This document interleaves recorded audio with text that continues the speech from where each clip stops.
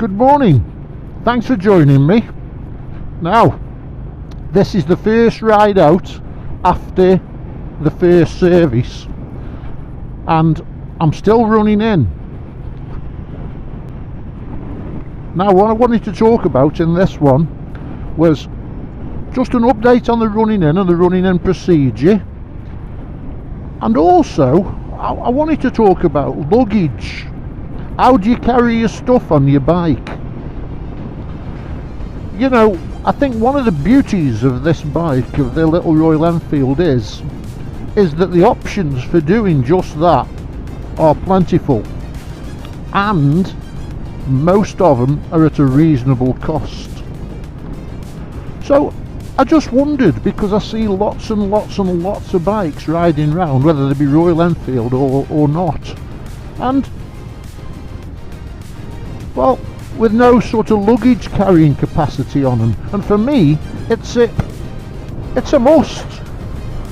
I've got to have somewhere to put my stuff. Now, I'm probably, you know, looking at how many people that haven't got anywhere to carry the stuff. I don't know if I'm in a minority or what, but because, you know, surely you can't put everything in your pockets. These days we've all got phones and we've got wallets and we've got, well, stuff. So I just wanted to talk about what you do, what everybody does, and just have a chat about it, really. I've sort of got my solution, which I'll show you in a bit, but I just wanted to have a talk about that. Can I just say thank you so much for all the support and the subscribes that I've had, and the likes and the comments that I've had on me videos that I've been putting out over the last, I don't know, 3 weeks. It's some of the comments I've received are brilliant. They're funny, they're constructive. Obviously there's a couple out there that think it's funny to leave nonsense, but well, we all get them, don't we? But no, it's been fantastic, your support has, and if you like this sort of stuff, please feel free to subscribe, give us a like, and make a comment below. It is appreciated, thank you. Now, first things first. I did the first service on Saturday, I think. It all went quite well. There was one little glitch that I put in my previous vlog, where I didn't quite get the rocker cover gasket in the right place. So when I put it all back together, it was leaking, so I had to take it off again and just reseat but other than that, and reseat it so as it wasn't leaking anymore. But other than that, it went really well, and it is something that I would say to anybody, you know, who's been around bikes for a bit with a few basic tools, to have a go at. As I said in that, there's lots of good videos that show you how to do it. I didn't show you how to do it, I just give you a quick talk through, because I wasn't really qualified to tell you how to do it. But it isn't rocket science, and it's lovely to sit here now and think, well, I've done my own service, it hasn't cost me anything, and I know, to be honest, I know it's been done right. There's been no corners cut, and if anything crops up, I can deal with it, so that's lovely.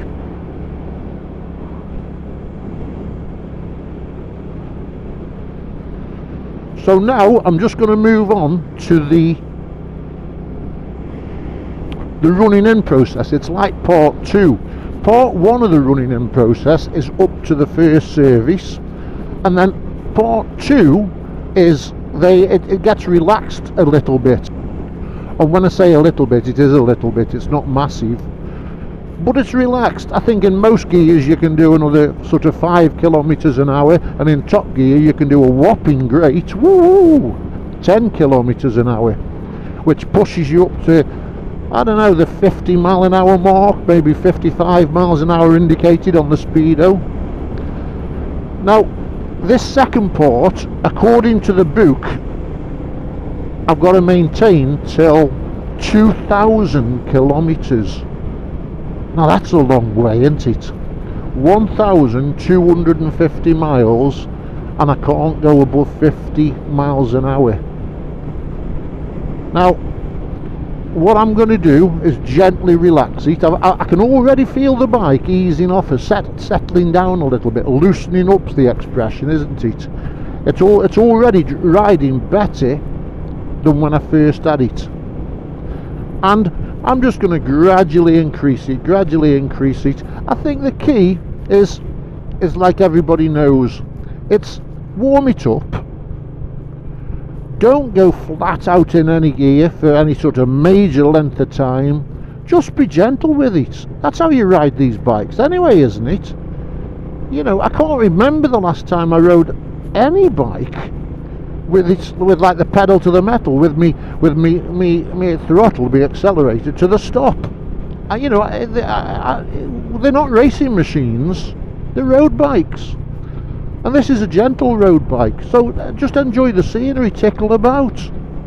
On a day like today, it's grand. So, that's the second part of the...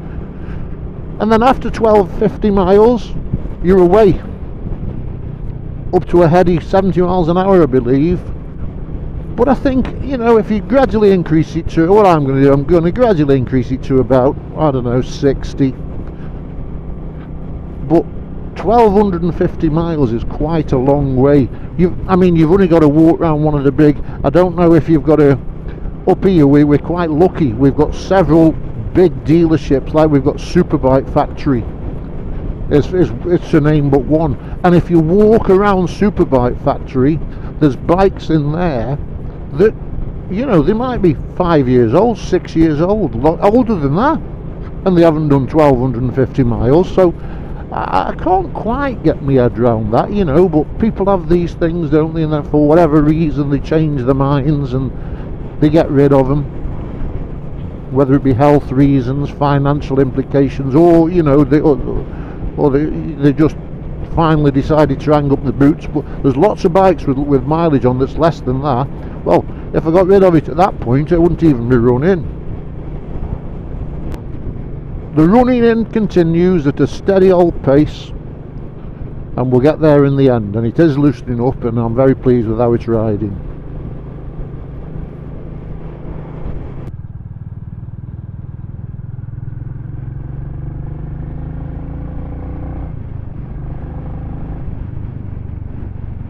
I'm going to move on to luggage and carrying stuff. As I mentioned, for me, I've got to have somewhere to put my stuff, I describe it. Somewhere store my helmet when I get somewhere, where, you know, rather than walking around with my helmet, stick my helmet in the box. So that was important to me, that it would take a full face helmet. Doesn't need to take two full face helmets, unfortunately. I think my wife's biking career's over now, which is a double-edged sword. I used to enjoy going with her, but equally, you know, well, you know what I'm saying. And the thing is, like I said in the sort of preamble, I don't understand how people, or perhaps I do, you know, I do think it spoils the look of a bike sometimes. Sometimes, you know, dirty great big top boxes and panniers and stuff don't improve the looks of a bike. And they probably, let's face it, if they're full of stuff, they don't improve the handling of a bike. But for me, I need something to carry my stuff in. Now,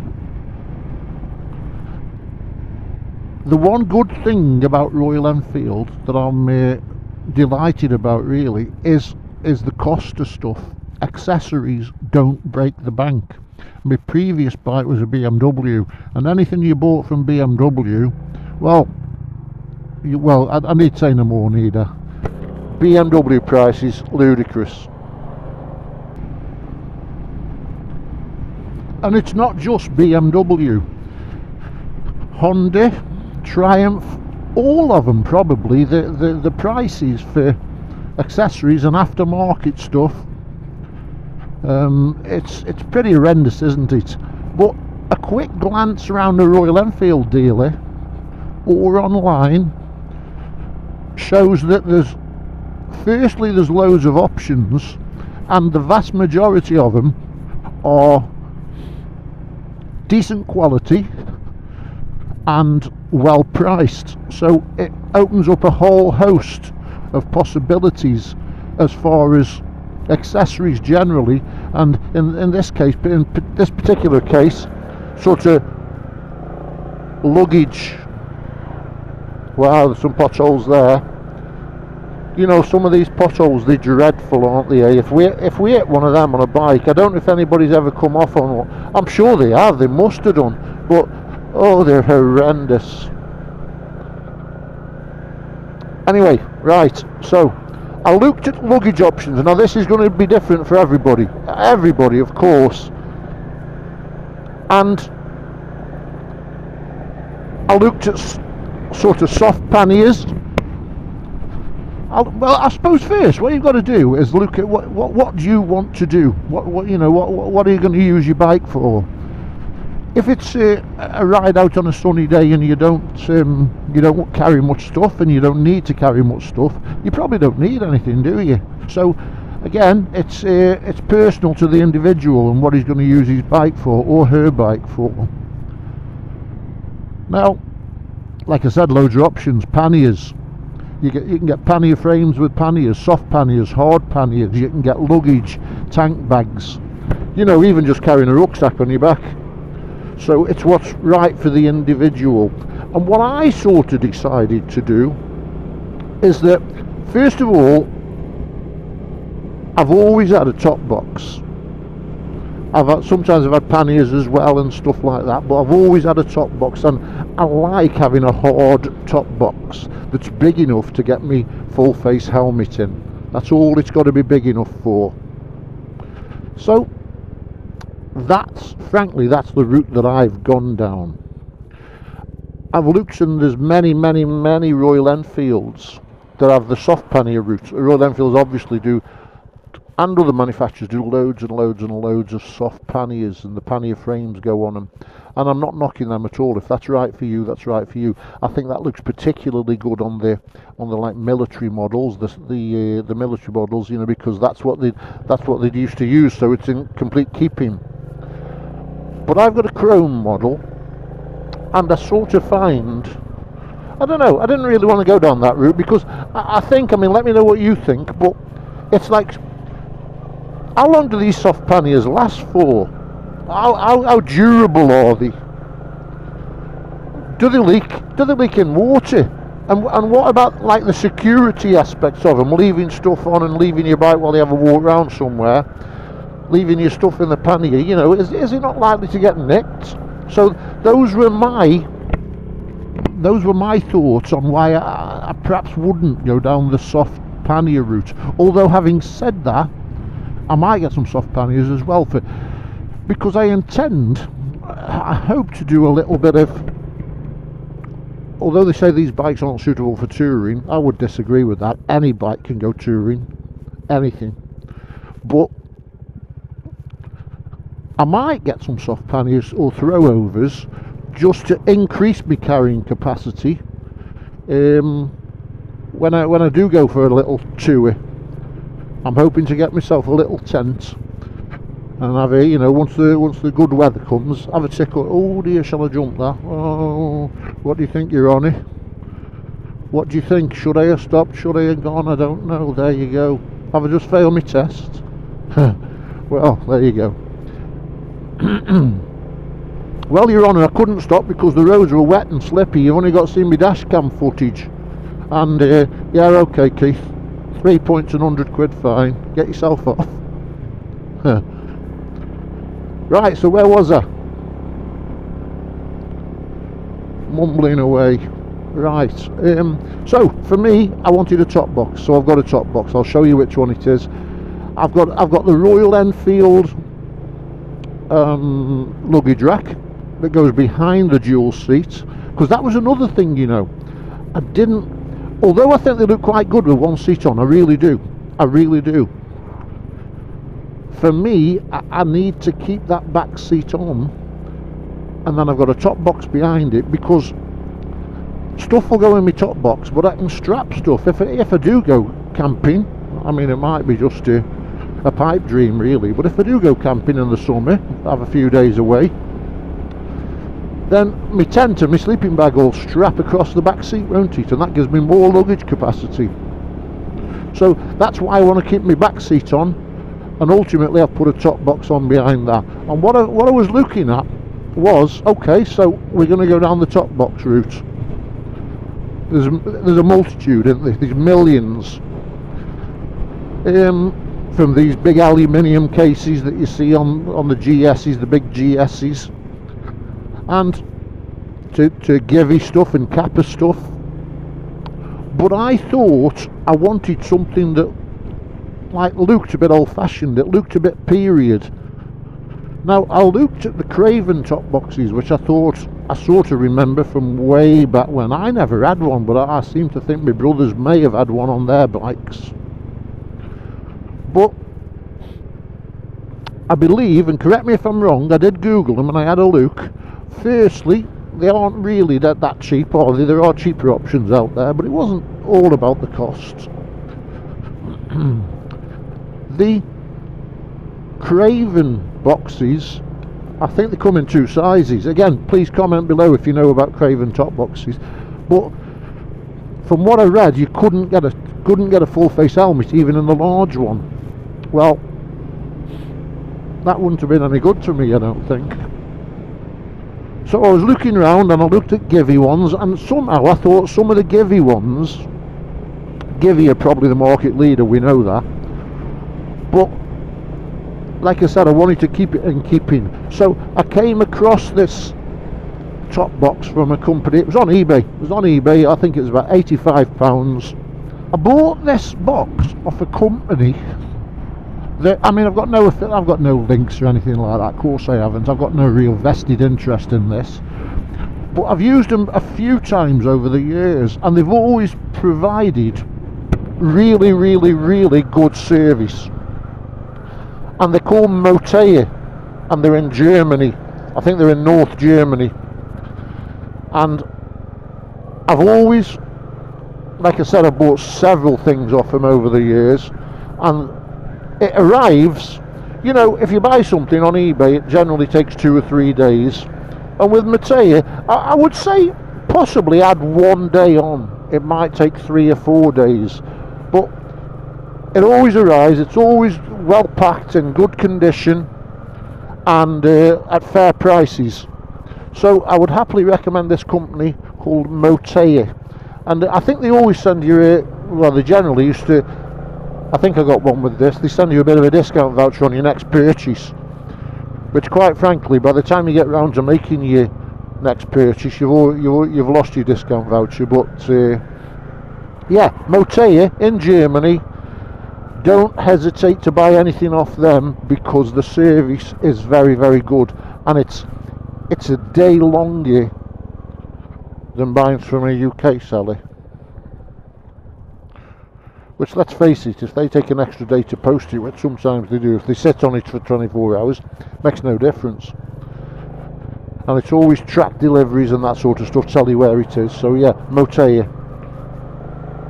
If you're watching Mota and you've heard that glowing report, please feel free to send me something. Yeah, I could do with some of your gloves. Actually, I couldn't. I've just had some. Just having a little ride out today. Oh, here's another thought that's popped up in my butterfly brain. Where are we today? 4th of March. So, all them people that left me comments that were saying, oh, I've bought one of them, I'm waiting for March the 1st. Well, it's come and gone now, so your shiny new Royal Enfield, or whatever you were buying, will be either sitting in your garage, or I hope it all went to plan. I hope you had a great day. It'd be like Christmas Day, won't it, picking your new bike up? Have you started the running in process, yeah? Let me know how you've gone on. If you bought one of these, you won't go far wrong, but that goes for a lot of bikes, doesn't it? Depends on what you want to do with it. But yeah, Great stuff. This time of year, lots of people getting the new bikes for the summertime. Or have you had your new bike but you're going to leave it sitting in the garage for the next couple of months till it warms up properly? And I wouldn't blame you for that.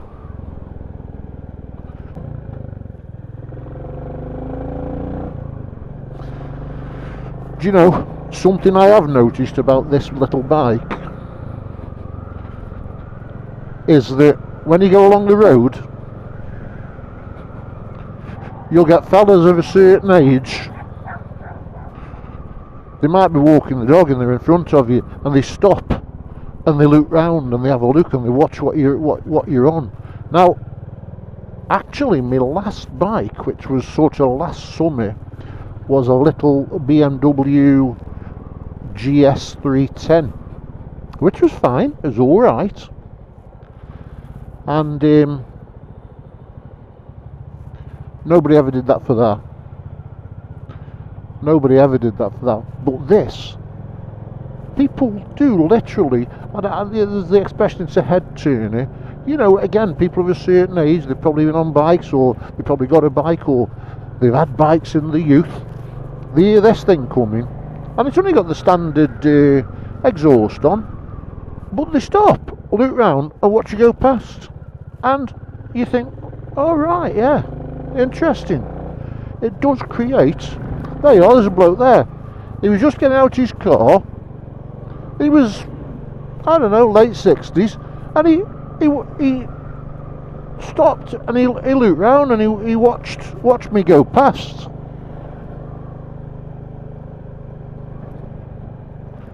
So there you are. They do create a bit of interest. People do remember them from the youth. Brilliant. Love it.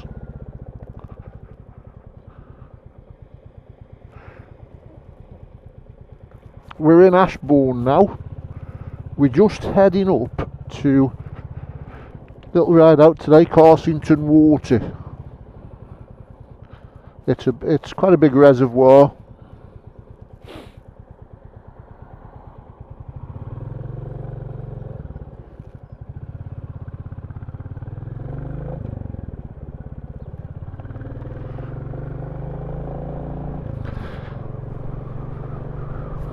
It's a place where you can walk around it. It takes a few hours walk around it. There's a nice visitor centre and a cafe and stuff. Gets very, very busy, but worth a visit if you're in the area, I'd have thought. I've been many, many, many times. Okay, so there we are. Top box on. I'll just show you the top box. So my thoughts are, I can get my stuff in the top box and I still put stuff across the back seat, and possibly get some soft panniers if I need them. But I probably wouldn't take that much stuff, because I tend to go real light when I go somewhere anyway. So, but the top box itself, there it is, 85 quid's worth from Mota in Germany. I did think I chose this because I thought it was almost like, it was like in keeping. It was like an old-fashioned top box, if you like. Relatively cheap, old-fashioned top box. It does have a passenger pad on the back, but actually on closer inspection, it's just plastic really. It's not really a proper, soft pad or anything like that. But it is detachable and it comes off. And let's have a look. I'll show you inside. So we'll open up. It opens up as you'd expect, and that's what we've got. Now, if what I wanted was something to, I'll just take them out. My helmet does go in, but it doesn't go in. Let me show you. It doesn't go in that way. It doesn't go in. Let me just take that out a second. Oh, it's difficult with only trying to do it with one hand, but it won't go in that way. That little camera mount on top doesn't help, but it will go in and shut. Oh, how was it? How did I do it? That way. There we go. So that's in and that's shut. And that's what I wanted for the security. Like when I walk round somewhere, I want somewhere to leave my helmet, and I don't really want to put a chain around it. I certainly don't want to carry my helmet. So that was a consideration for me. So that's my top box. Let me know what you think. If you think it looks horrendous, that's fine. I've got, you know, I've got thick skin, I've got broad shoulders, so don't worry. It's not everybody's cup of tea, perhaps. You know, it's not perhaps the most aesthetically pleasing thing I've ever seen, but practicality takes over with me. And here, yeah, it's quite big, isn't it? Anyway, there it is. Let me know your thoughts. Let me tell me what you think. What do you think? Is it a carbuncle, or doesn't really matter, does it? Does the job. I'm on my way home now, so thanks for joining me on my little ride out and me foray into luggage. And please feel free to subscribe and to join me on my journey. If you'd like to like and share your comments and views, that'd be great. But for now, the most important thing is ride safe, and I'll see you next time. Bye.